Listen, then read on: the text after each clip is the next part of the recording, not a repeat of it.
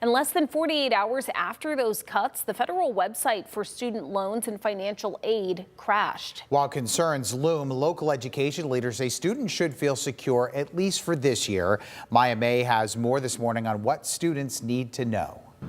Right now, university officials in our area say students should not panic. They believe funding for this academic year has already been set. However, education leaders are closely watching what happens next, especially as students prepare for next year's financial aid application.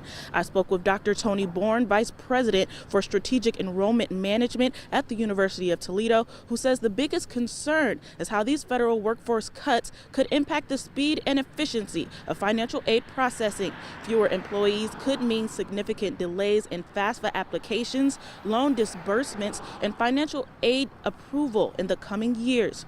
Dr. Bourne believes this massive cut is part of an effort to reshape how federal education funds are managed.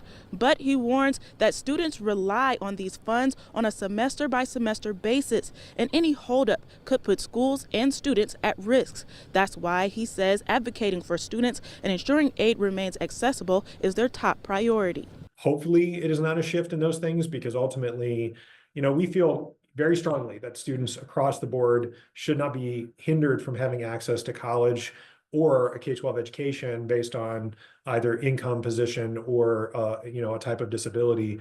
And as long as they stay consistent with that, we can work with that. We now know out of the 300 people cut from federal student aid, around 12 dozen of them were from the technology department. For now, I'm Maya May reporting in Toledo for WTOL 11.